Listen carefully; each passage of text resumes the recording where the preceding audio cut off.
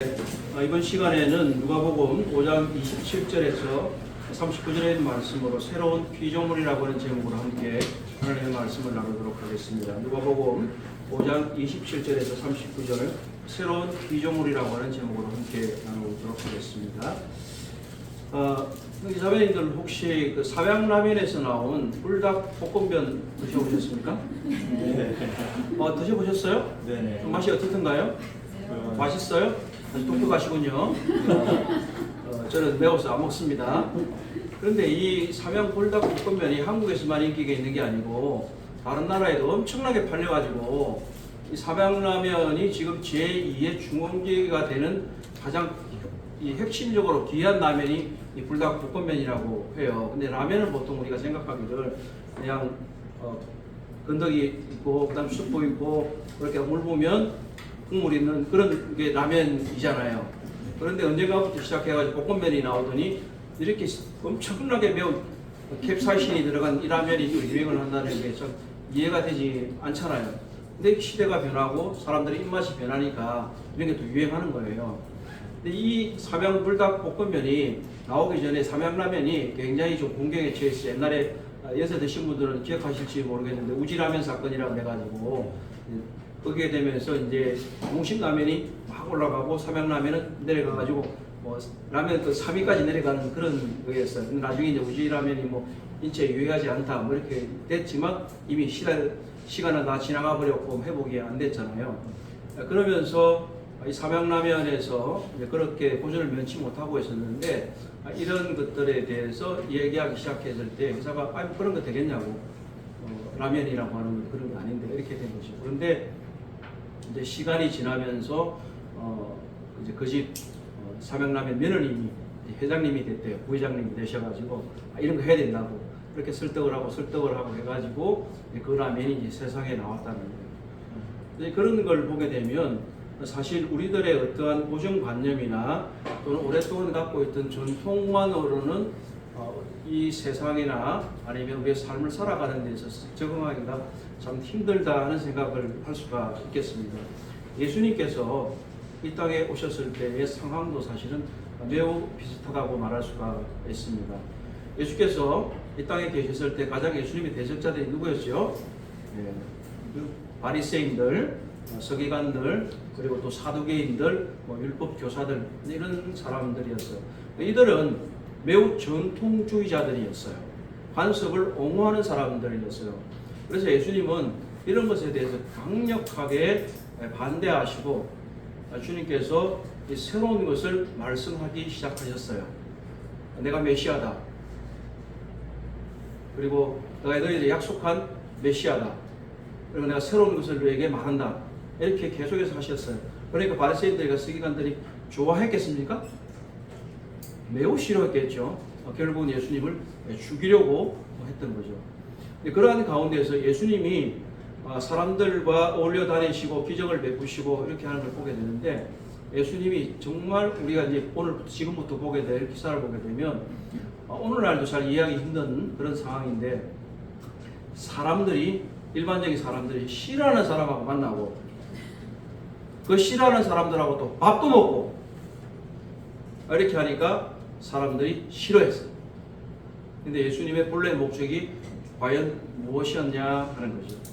왜 예수님은 서기관과 바리새인들이 싫어하는 사람을 만나려고 했고 그 사람들과 밥을 먹으려고 했고 그들을 통해서 하나님께서 말씀하시는 것을 말씀하려고 하셨는가 하는 겁니다.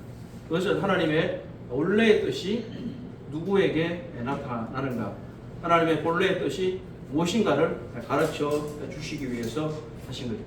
그래서 우리는 주님께서 이 땅에 오신 목적을 분명히 바로 알고 행해야 된다고 하는 것입니다.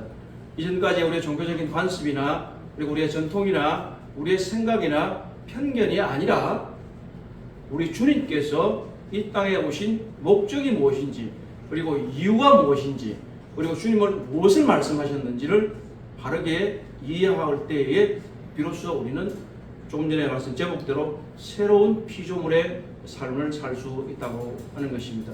누구든지 그리스도 안에 있으면 새로운 피조물이라고 말씀하셨습니다.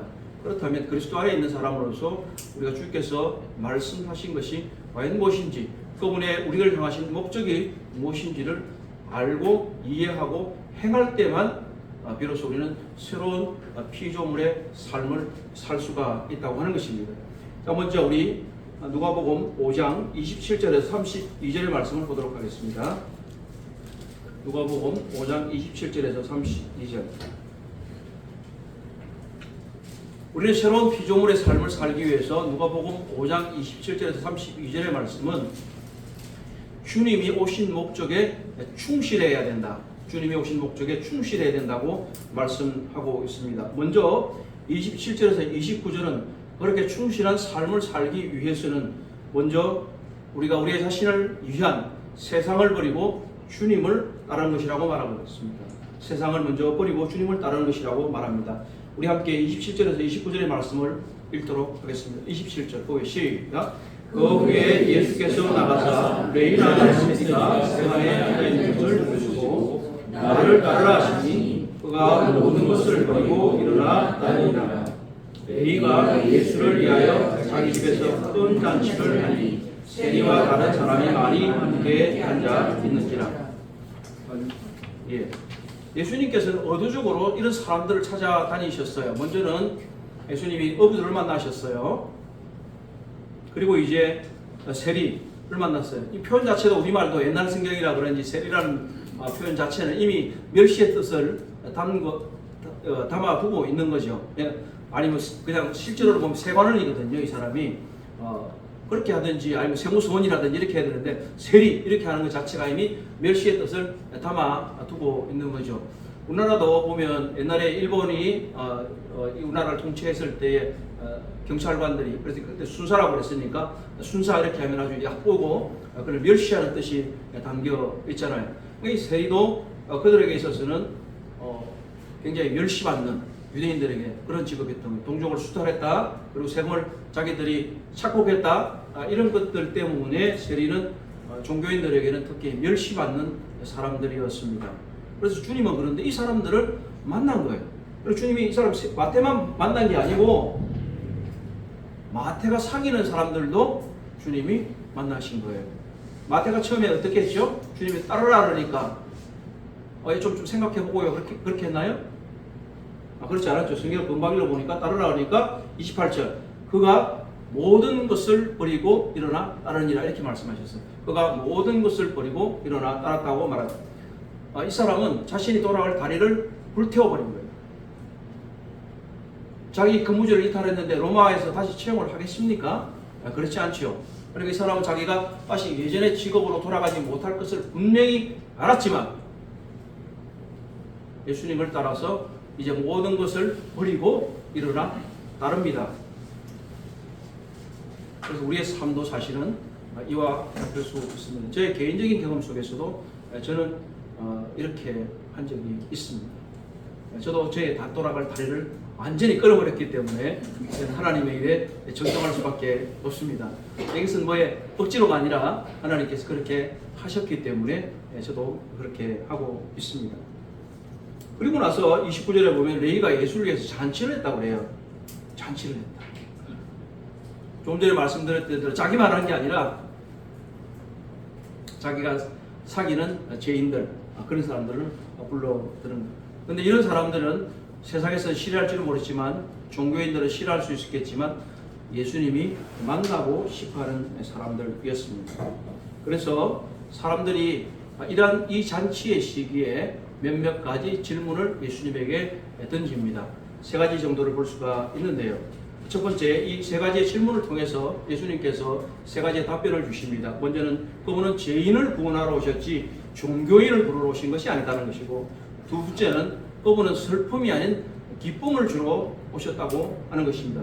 세 번째는 그분은 낡은 것을 고치러 오신 것이 아니라 새로운 것을 소개하러 오셨다고 말씀을 하고 있습니다. 첫 번째를 한번 보시자고요. 그분은 죄인을 구원하러 오셨지 종교인을 부르러 오지 않았습니다.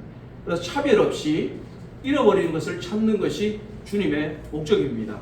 자, 우리 함께 29절에서 32절을 30절부터 32절을 함께 보도록 하겠습니다. 30절부터 32절 바리새인과 시작.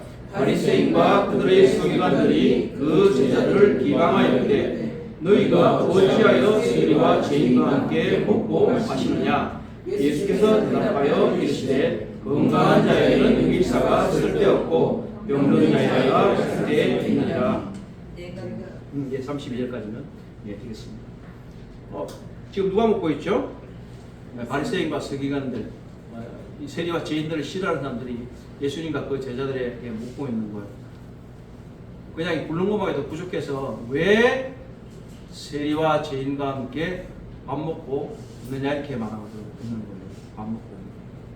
근데 예수님은 대답이 뭐죠? 내가 의인을 부르는 것이 아니라 죄인을 부르러 왔다 이렇게 말씀하셨어요. 여기서 죄인들은 실제로 심각한 범죄를 꼭 저질렀다, 실정법을 위반한 사람이다 이렇게 말할 수는 없어요. 유대인의 종교의식 속이나 어떤 정결례나 이런 것들 속에서 죄인이라고 인정되는 사람들을 말하는 것입니다. 근데 예수님은 그들을 부정한 자나 죄인이라고 생각하지 않았어요. 오히려 그들과 함께 밥을 나누시고 그들과 함께 식사를 하고 계시는 것입니다. 사실 예수님은 침례자 요한과 상당히 많이 비교가 되죠. 침례 요한은 왔을 때 어떻게 했죠? 광야에 살았어요. 그리고 또 약대털을 입고, 그리고 먹는 것도 석청을 먹고 혼자 외롭게 살았어요. 그러니까 경건한 사람이라고 또 선지자라고 인정을 받았어요. 근데 예수님은 어떻게 하셨어요? 늘 사람들에게 어울려 다니고, 그리고 같이 식사하시고, 또 어떻게 보면 요즘 눈으로 보면 와인 많이 드시고 이렇게 했어요. 그러니까 사람들이 생각할 때 식탐이 많고 술 잘 드시고 이렇게 이제 얘기할 수도 있었던 거죠. 그러니까 사람들이 자기들이 볼 때는, 이 종교인들이 볼 때는 도무지 이해가 안 되는 거예요. 이해가. 왜 그러냐. 그 바리새인들은 죄인들을 자기들의 회중 가운데 들어오지 못하게 하는 것입니다. 죄인은 들어올 수 없다는 거였어요. 자기들의 성전 제2구역에 들어오면 안 된다는 거였어요. 근데 예수님은 어떻게 하셨어요? 예수님은 그들에게 다가가셨어요. 제사장들은 오지 마라. 우리한테 너희들은 더러운 죄인이다. 근데 예수님은 죄인들을 찾아가셨어요. 그래서 그들과 함께 식사를 나누시고 그들과 함께 즐거움을 가지셨던 것입니다. 예수님은 사람을 사랑하십니다. 어떤 사람들을요? 자기 죄를 인정하고 주님의 도움이 필요한 모든 사람들을 다 사랑하십니다. 그렇기 때문에 주님은 그런 사람을 찾아가는 거예요. 어떻게 보면 이 세리와 죄인들이 진정으로 회개했는지 안 했는지 알 도리도 없어요. 그저 많은 죄인들이 마태가 초청하니까 그냥 온 것뿐이에요. 그런데 예수님은 그들에게 말씀하시고 그들과 식사를 나누고 계시는 것입니다. 예수님은 합당한 자에게 상을 주러 오신 것이 아니라 차별받고 그리고 소외된 사람들을 위해서 이 땅에 오셨습니다. 예수님은 버림받은 자들을 섬기러 오셨습니다. 그렇기 때문에 우리에게 있어서 우리 예수님이 하시는 대로 우리가 버려야 할 것은 바리새인과 서기관들이 가지고 있던 그 욕심과 그리고 나의 지유와 평판들과 나의 세속적인 것들을 버려야 합니다. 대신에 우리가 찾아야 할 것은 세상에서 버림받은 자들이고 잃어버린 영혼들입니다. 우리 주님께서는 종교인들과 자신이 스스로 어렵다고 여기는 사람들을 찾아다니시지 않으셨습니다. 그분은 오히려 세리와 죄인과 이런 사람들을 찾아다니시고 그들과 함께 식사를 나누시고 그들과 함께 교제하기를 즐겨하셨습니다. 왜냐하면 그들은 버림받은 자들이었기 때문에, 그들은 잃어버린 영혼이었기 때문에.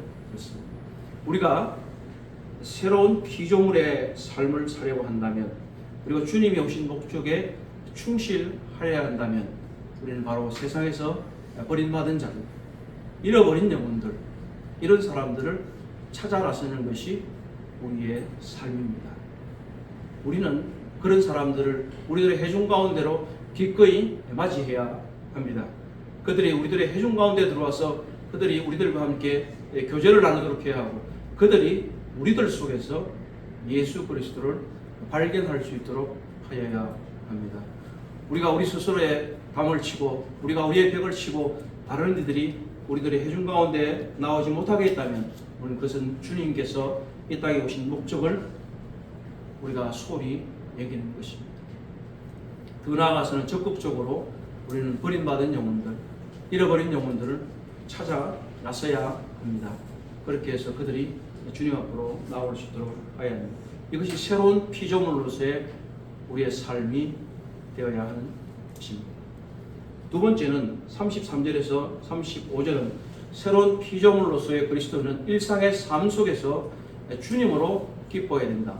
주님으로 기뻐해야 한다고 말씀을 하고 있습니다.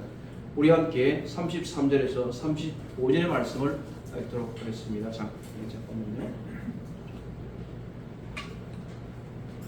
그들이 시작.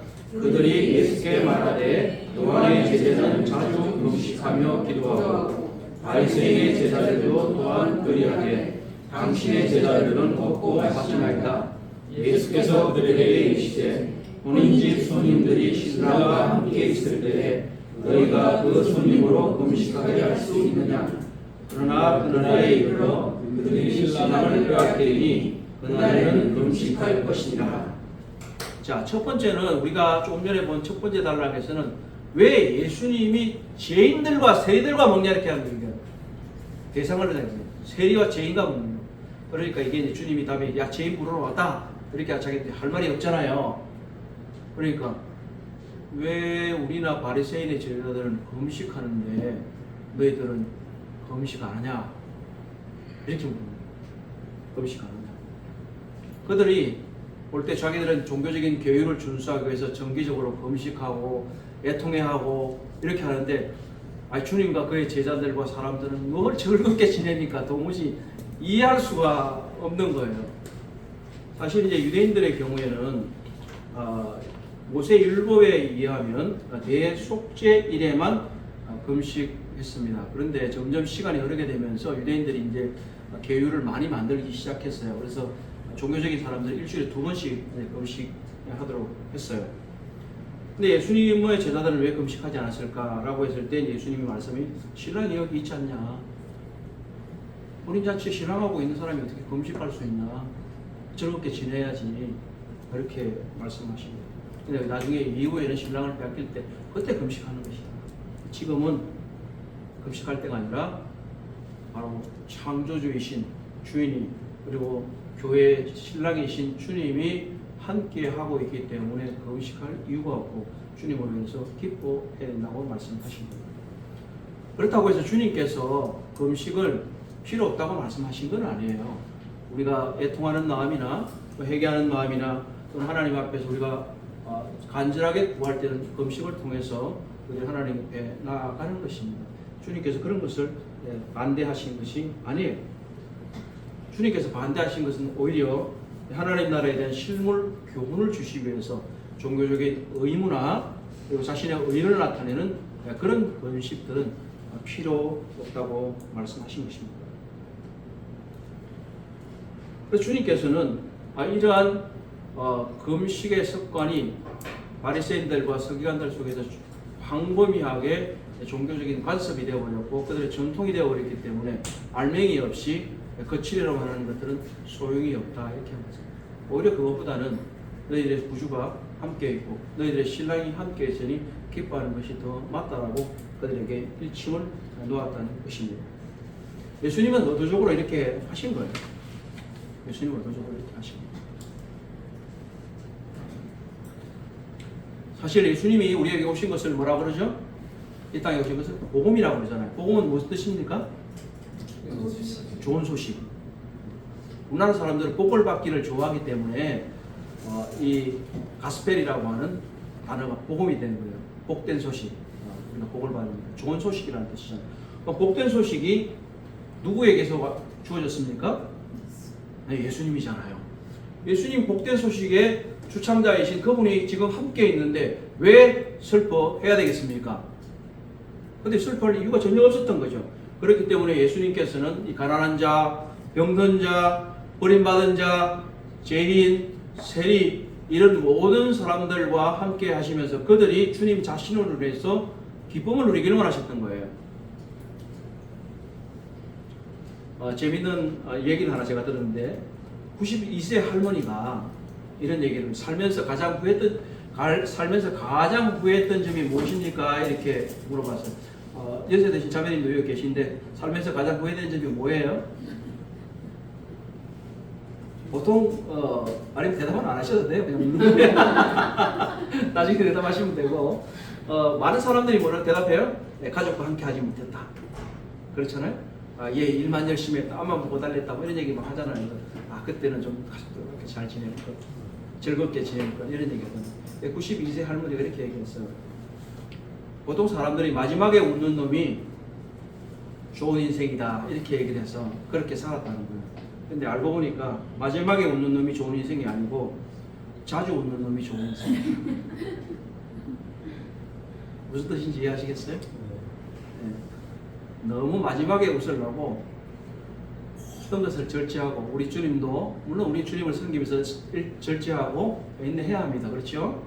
그런데 너무 인생을 그리스도인의 인생을 언젠가는 죽을 때까지 싸우다가 그때만 승리한다고 해서 그때 웃어야지 활짝 웃어야지 그렇지 않아요.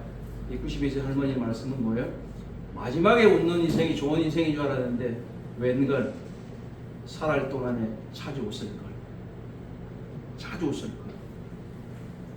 제가 젊었을 때 이제 전도서의 이렇게 말씀을 보면서 다른 좋은 말씀이 많이 있지만 그 중에서 가장 저에게 인상적이었던 것은 아마 신혼 초기에서 그랬을 수도 있었는데 세상에서 가장 헛된 일 속에서 우리가 살아가지만 하나님께서 내가 젊어서 취한 아내와 즐겁게 살아라.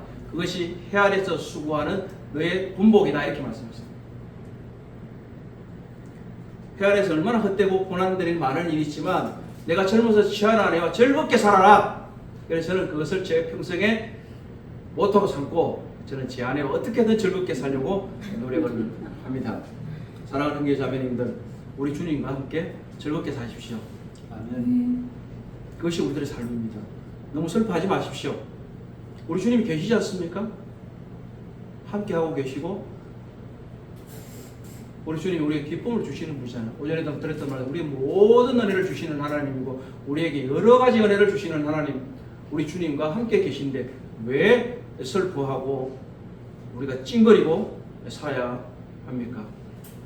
우리는 주님으로서 기뻐하고 내 마음으로부터 우러나는 기쁨이 있어야 합니다. 우리는 세상에서 가장 기쁜 사람이 되어야 합니다. 동시에 우리는 주님을 따르는 사람으로서 다른 사람들에게 기쁨을 주는 사람이 되어야 합니다.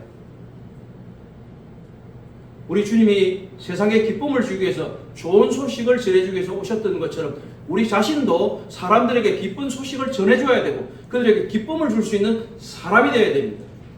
그런데 나 자신이 기쁘지 않으면 어떻게 다른 사람들에게 기쁜 소식을 전해줄 수 있겠습니까? 여러분 주님으로 기뻐하십니까? 그렇다면 자신의 기쁨을 다른 분들에게도 전해주십시오. 이것이 저와 여러분들이 해야 될 일입니다. 세상은 기쁨도 없고 절망이 가득 차 있고 사랑이 없어서 울부짖고 있지 않습니까? 그렇다면 우리들의 할 일이 도대체 무엇입니까? 우리는 주님이 우리에게 주신 기쁨을 그들에게 전해줄 책임이 우리에게 있는 거예요. 우리는 새로운 피조물이라고 얘기 들었는데 새로운 피조물의 삶은 무엇입니까? 옛날처럼 전통과 관습에 얽매여서 종교적인 규례에 얽매여서 우리가 살아가는 것이 우리들의 생활의 모습입니까? 왜 그렇지 않습니까? 늘 사도 바울도 말하는 내가 말하노니 기뻐하라. 내가 다시 말하노니 기뻐하라.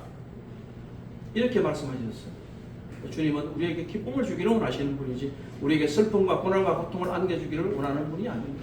여러분 주님 안에서 기뻐하십시오. 그리고 다른 분들에게 기쁨을 주십시오. 아멘. 그것이 새로운 피조물로서의 우리의 삶인 것입니다. 마지막으로 36절에서 39절은 이제 우리가 새로운 피조물로서 묵은 것을 버리고 새로운 삶을 살아야 된다고 말하고 있습니다. 묵은 것을 버리고 새로운 삶을 살아야 된다고 말합니다.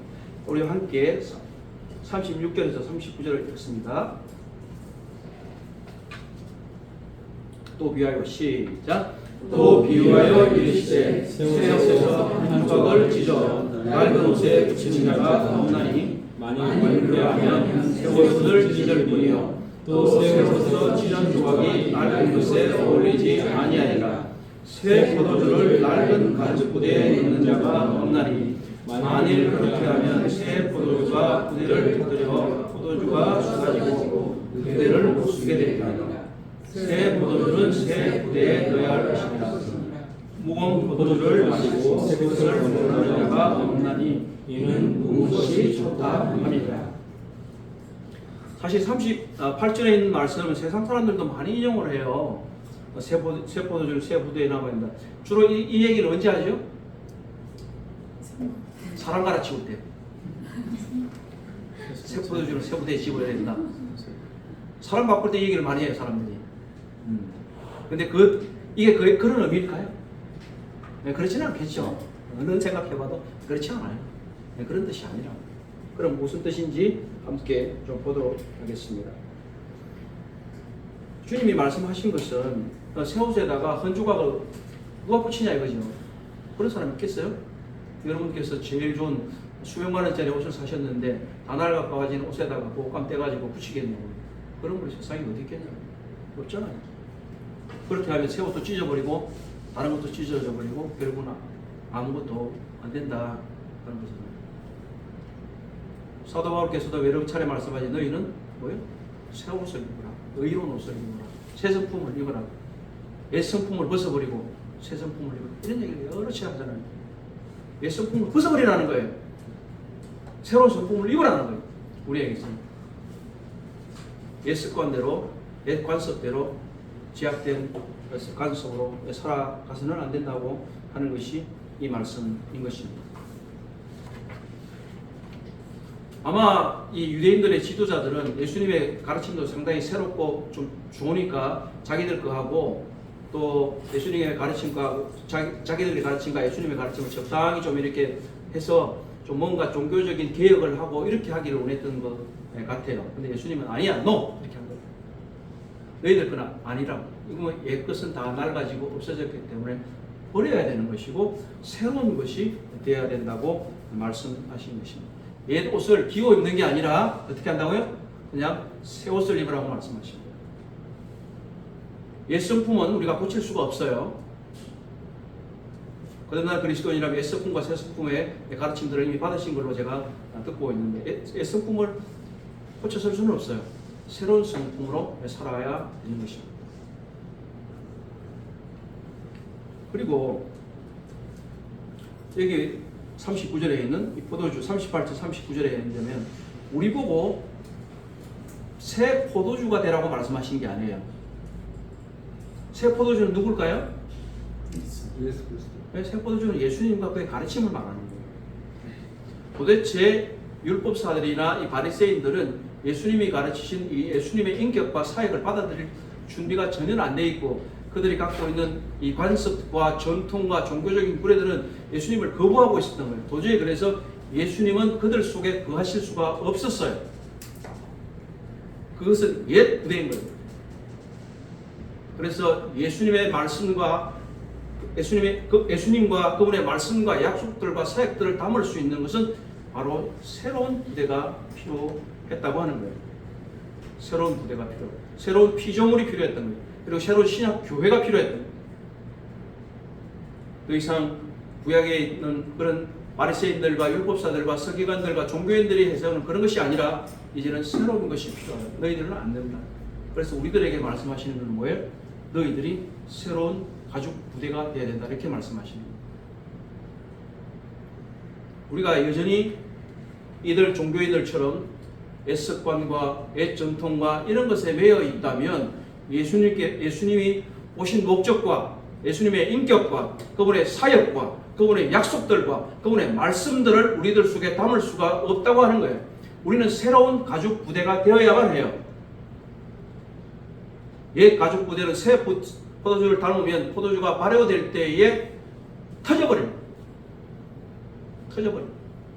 그렇기 때문에 우리는 옛 가죽 부대가 아니라 새로운 가죽 부대, 새로운 피조물이 되고 새로운 피조물의 삶을 살아야 된다고 말씀하고 있는 것입니다. 우리는 옛 가죽 부대가 그대로 있어서는 되지 않습니다. 우리는 새로운 가죽 부대가 되어야 됩니다. 그럴 때 비로소 새로운 언약을 주러 오신 신약교회의 진리를 전해주시고 그분께서 죄인을 구원하러 오신 그분의 약속과 그분의 사역이 우리들 가운데 충만할 수 있다고 합니다. 우리는 바로 새로운 피조물, 또 새로운 가축부대가 됩니다. 새 것이 되지 않으면 우리는 주님의 새 것을 담을 수가 없어요. 우리에게 포도주가 되라고 말씀하신 것이 아니라 우리 주님이 그 새 포도주이시고 우리 주님의 말씀이 새 포도주이시고 그분의 사역이 새 포도주인데 우리가 그것을 담으려면 우리가 새로운 가죽 부대가 되어야 하는 것입니다. 새로운 피조물이 되어야 하는 것입니다. 그렇지 않으면 절대 우리는 예수님이 하신 말씀과 그분의 사역을 우리가 담을 수가 없고 우리는 그분이 원하시는 삶을 살아갈 수가 없습니다. 그런데 39절을 보시면 이렇게 되어 있어요. 묵은 포도주를 마시고 새 것을 원하는 자가 없나니 이는 묵은 것이 좋다 합니다. 이게 무슨 뜻일까요? 사람들은요 술은 오래된 걸 좋아하는 거예요. 술은 오래된 걸. 그래서 이 말대로 묵은 포도주, 오래된 포도주 먹어보고 거기에 계속해서 그걸 먹으려고 하지 새로운 포도주를 먹으려고 하지를 않는 거예요. 제가 이 말씀을 준비하면서 한번 찾아봤더니 도대체 비싼 술이 뭐가 있나 한번 봤어요. 제가 굉장히 비싼 포도주가 뭐 있나 한번 찾아봤더니 이 포도주는 저장고에 오래 넣어둘수록 비싸잖아요. 다른 위스키나 이런 것들도 그런데 이 꼬냑 앙리 사세 그랑 쌍파뉴라는 게 있대요. 이름이 길어. 이게 프랑스 꼬냑 지방에서 생산된 포도주인데요. 이게 한 100여 년 넘었대요. 그런데 이게 가격이 얼마인지 한번 아세요? 한번 짐작을 해보실 수 있겠어요? 가격 경매를 할 수도 없고 가격이 200만 달러, 한국 돈으로 23억. 놀랬죠? 놀랬죠? 한국 돈으로 23억 돼요. 그 병이 이 포도주를 담고 있는 병값이 얼마인지 아세요? 10억. 다이아몬드로 막 치장을 해놨대. 그러니까 한마디로 말하면 33억이잖아요. 그래서 이 포도주를 혹시 발견해갖고 잘못 따르면 어떻게 된다고요? 고급 성형차 제네시스 한 대 값이 날아가고 엄청나게 오래된 거예요 이게.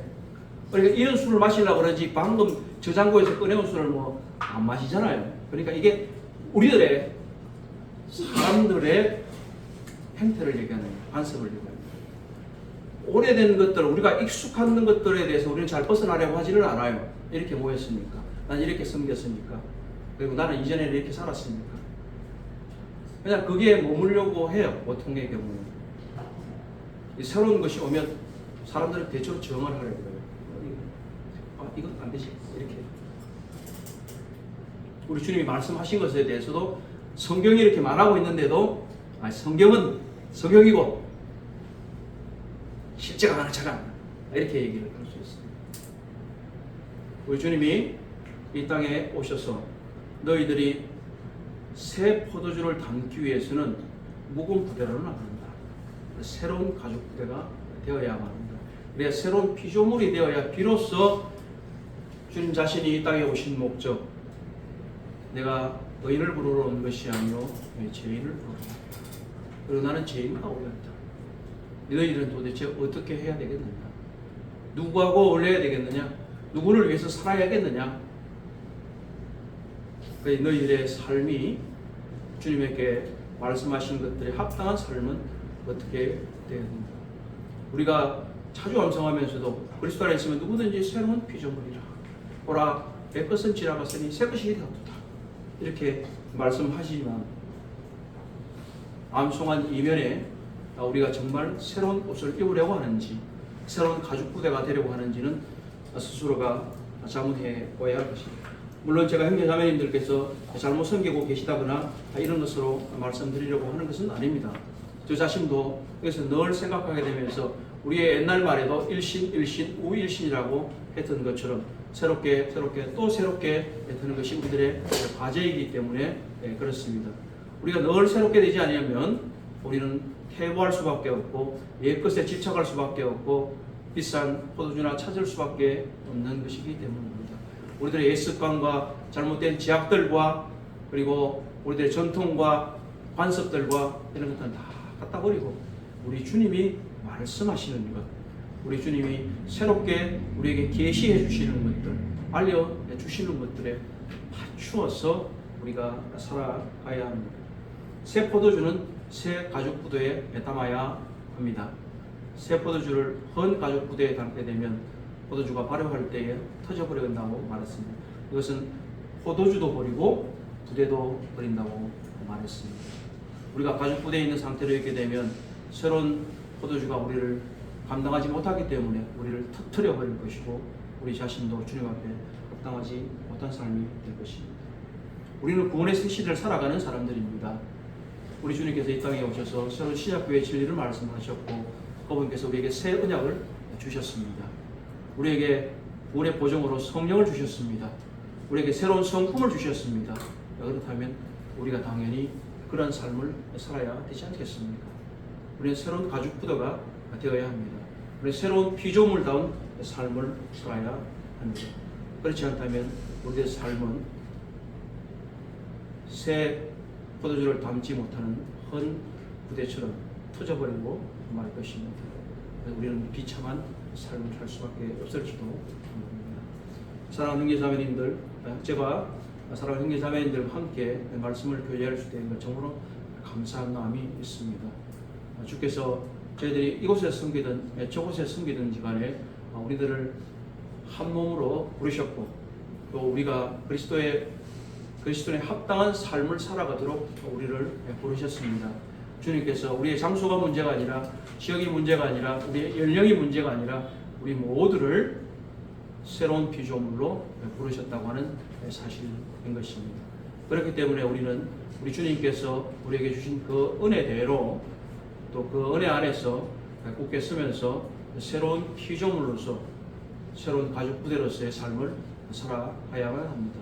우리는 은혜 안에서 굳건해져야 합니다. 그리고 은혜 안에서 우리는 자라야 합니다. 우리는 그대로 머물 수는 없습니다. 그래서 우리를 통해서